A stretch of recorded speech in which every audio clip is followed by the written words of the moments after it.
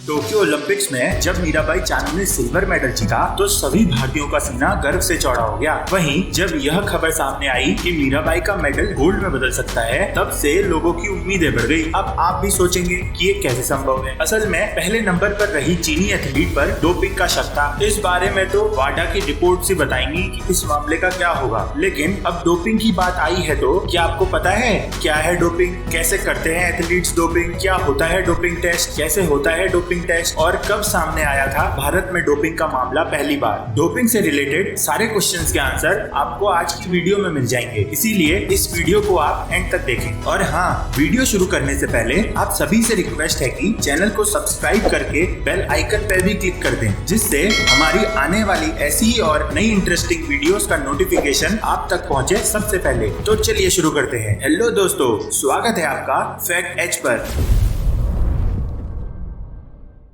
क्या होती है डोपिंग? खिलाड़ियों का डोपिंग विवाद में फंसने का मतलब आमतौर पर यह लगाया जाता है कि किसी खिलाड़ी ने अपने प्रदर्शन को बेहतर बनाने के लिए दवाओं का सहारा लिया होगा। मोटे तौर पर यह सही भी है, लेकिन बारीकी से देखें तो यह काफी पेचीदा मामला है। वैसे डोपिंग आधुनिक खेलों को नहीं, प्राचीन खेलों को भी प्रभावित करता रहा है। इतिहास में जाएं तो पता चलता है कि डोपिंग कोई नई बात नहीं है। मुकाबले में दूसरों को हराने के लिए प्राचीन ग्रीक खिलाड़ी भी ऐसा किया करते थे। दरअसल खिलाड़ी की बढ़ती हुई उम्र उसके लिए एक समस्या होती है, क्योंकि वह अपने को हमेशा के लिए दमदार बनाए नहीं रख सकता। समय के साथ स्टेमिना में कमी होना भी लाजमी है। इस कमी के दर को कम करने या फिर आर्टिफिशियल तरीके से खुद को मजबूत बनाए रखने के लिए वे ड्रग्स का सहारा लेते हैं। आधुनिक खेलों के साथ जुड़ा ग्लैमर और पैसा इसके लिए उत्प्रेरक का काम करता है। कैसे करते हैं एथलीट्स डोपिंग? एक खिलाड़ी की लाइफ में आने वाला नाम, पैसा और उनकी प्रशंसा उनके कठिन परिश्रम का परिणाम होता है। अपने करियर को ऐसी छलांग देने के लिए कुछ खिलाड़ी शॉर्टकट लेना पसंद करते हैं, अर्थात कुछ प्रतिबंधित सप्लीमेंट्स और एनर्जी ड्रिंक्स का प्रयोग करते हैं। यह शॉर्टकट लेना डोपिंग कहलाता है। इसे कोई भी खिलाड़ी लिक्विड फॉर्म में, इंजेक्शन के रूप में या प्रतिबंधित पाउडर खाकर या उसे पानी में घोलकर ले सकता है। इसे खाने पीने की चीजों में मिलाकर भी लिया जा सकता है। डोपिंग के प्रकार। डोपिंग से हमेशा खिलाड़ियों को फायदा होता हो ऐसा भी नहीं है। ऐसी ढेरों दवाइयां हैं जो लंबे समय के बाद खिलाड़ियों के लिए घातक साबित होती हैं। वाडा ने डोपिंग के दौरान काम में ली जाने वाली दवाइयों को 5 श्रेणियों में रखा है: steroid, peptide hormone, narcotics, diuretics और ब्लड डोपिंग।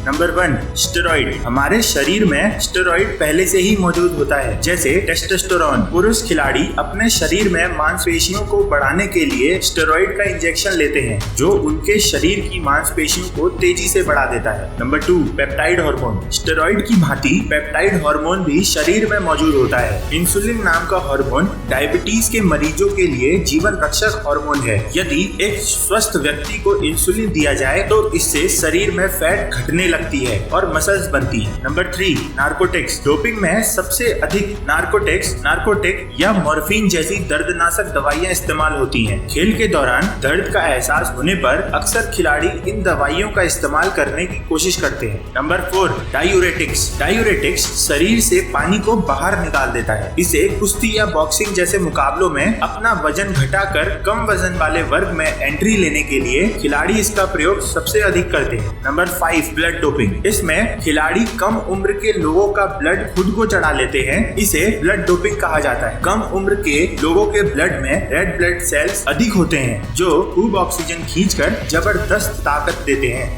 क्या होता है डोपिंग टेस्ट? कई बार खिलाड़ी कुछ ऐसी दवाओं का सेवन करते हैं जिससे अपने प्रदर्शन को सुधार सके, लेकिन इसे अवैध माना जाता है और इसे जांचने के लिए जिस प्रणाली का प्रयोग किया जाता है उसी को डोपिंग टेस्ट कहते हैं। किसी भी खिलाड़ी का डोप टेस्ट किसी भी समय लिया जा सकता है। किसी इवेंट से पहले या ट्रेनिंग कैंप के दौरान डोप टेस्ट में खिलाड़ियों के यूरिन सैंपल्स लिए जाते हैं। यह टेस्ट नाडा, नेशनल एंटी डोपिंग एजेंसी, या वाडा, वर्ल्ड एंटी डोपिंग एजेंसी द्वारा कराए जाते हैं। इनमें खिलाड़ियों के यूरिन को वाडा या नाडा की खास लैब में टेस्ट किया जाता है। क्या है वाडा और नाडा? वैश्विक स्तर पर डोपिंग की जांच करने का काम विश्व डोपिंग विरोधी संस्था या वाडा करती है, जो अंतर्राष्ट्रीय खेलों में ड्रग्स के बढ़ते चलन को रोकने के लिए बनाई गई है। यह एक विश्व स्तरीय स्वतंत्र संस्था है। अंतर्राष्ट्रीय खेलों में ड्रग्स के बढ़ते चलन को रोकने के लिए वाडा की स्थापना 10 नवंबर 1999 को स्विट्जरलैंड के लुसेन शहर में की गई थी।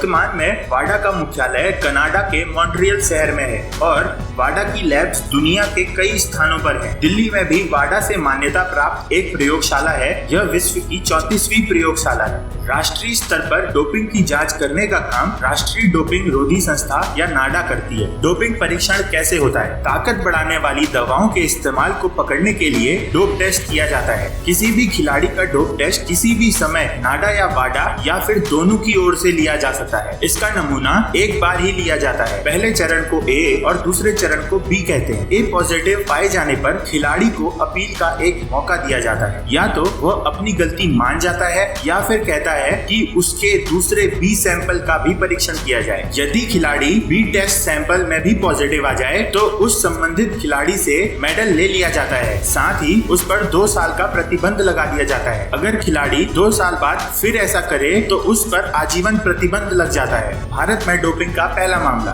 भारत में डोपिंग का मामला पहली बार 1968 में सामने आया। यह घटना 1968 के मैक्सिको ओलंपिक ट्रायल की है। दिल्ली के रेलवे स्टेडियम में कृपाल सिंह 10,000 मीटर दौड़ में भागते समय ट्रैक छोड़कर सीढ़ियों पर चढ़ गए थे। उस दौरान कृपाल सिंह के मुंह से झाग निकलने लगा था और वह बेहोश हो गए। जांच में पता चला कि कृपाल ने ताकत बढ़ाने वाला पदार्थ ले रखा था ताकि वो मैक्सिको ओलंपिक्स के लिए क्वालिफाई कर सके। इसके बाद भारत में डोपिंग के कई मामले सामने आने शुरू हो गए। डोपिंग टेस्ट के बारे में ये जानकारी आपको कैसी लगी हमें लिखकर जरूर बताएं। साथ ही इस वीडियो को लाइक करें, शेयर करें और हमारे चैनल को सब्सक्राइब करना बिल्कुल न भूलें। तब तक के लिए keep smiling and keep supporting. धन्यवाद।